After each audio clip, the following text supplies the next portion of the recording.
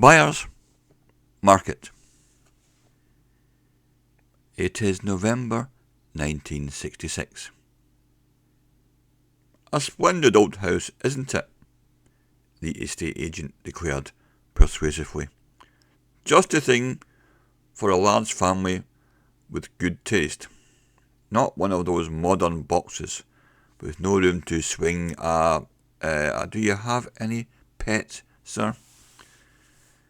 Deep in his heart, Danny Adams agreed that the house was magnificent, but he also knew not to let his feelings show, not if a good deal was to be made, and so Danny tried to look mean and shrewd.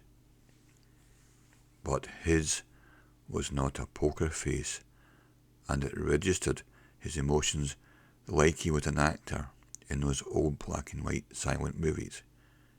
He yearned for this big house, with its cornices, attics, endless nooks and crannies, and above all, the 30 by 40 foot living room that featured a 19-foot ceiling and a fireplace big enough for a bonfire.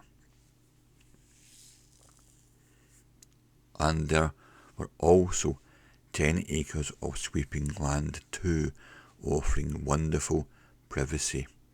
What a great place for the kids, with 5 of them, all active, outgoing, creative and impulsive, just like their dad. Finding a suitable house was no simple matter. Yes, but this one, almost hidden by the towering leafy oaks, was a prize indeed, a lucky strike. It's not bad, Danny said cautiously, totally unaware that his soft brown eyes shone like beacons. But after all, Mr. Ross, the place has been locked up for over 30 years, and what with all the stories and stuff, that would scare most buyers off.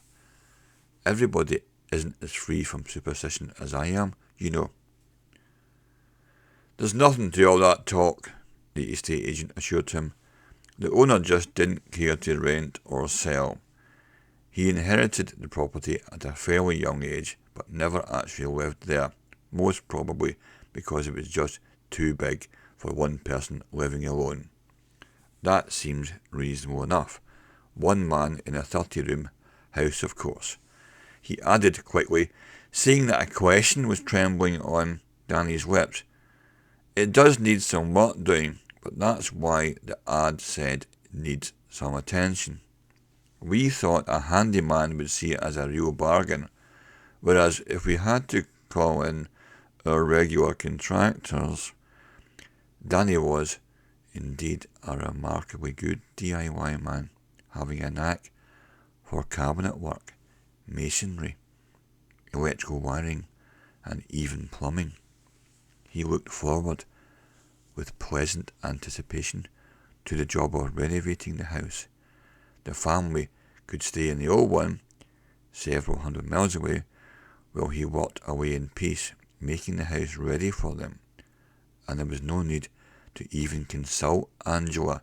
She knew his taste was impeccable. The estate agent and Danny agreed on terms. There followed a period of intense activity, and the old house was put into order. Then there is the interesting puzzle of the mirror. The enormous mirror is set into the wall above the fireplace. The huge fireplace is intricately carved and decorated. The family move in and are enthusiastic about the house. The 5 children enjoy exploring its many fascinating storerooms, attics, cupboards, and crawl spaces. The kids range in age from 5 to 13. They walk, run, jump, and climb until they know every inch of the house. Although the mirror was very old, it gave a clear, undistorted reflection. and with his family grouped around a blazing fire, Danny talked with verve and imagination about the reflected world to be seen, in part, over the mantelpiece. The oldest boy, Jerry, who was more science-minded at 13, showed less interest until his father, with shrewd premeditation, raised the question, why are left and right interchanged in the reflection, but not up and down? This puzzle kept Jerry occupied for the rest of his father's story, but Judy, who was 8, had a complaint.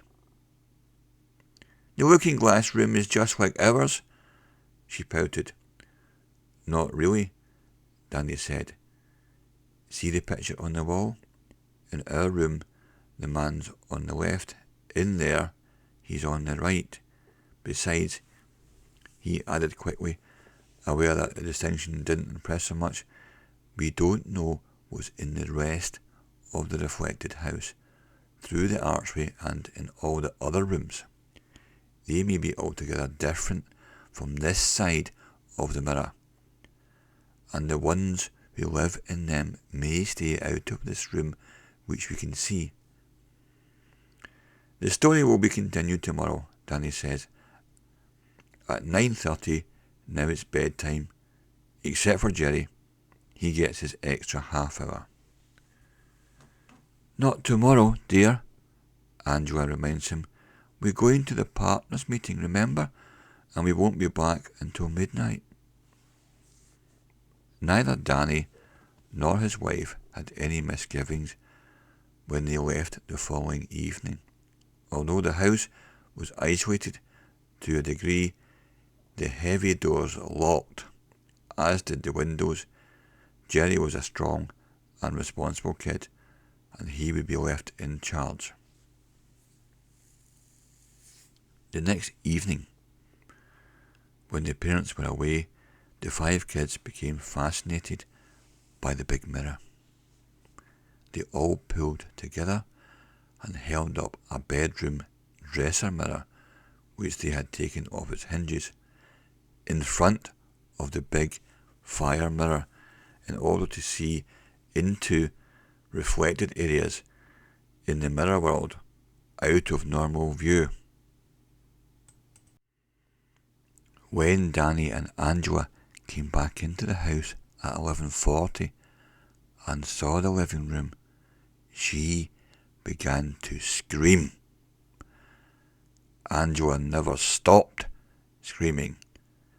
2 days later she died, and Danny was indicted for murder, but he believed it was a mercy killing.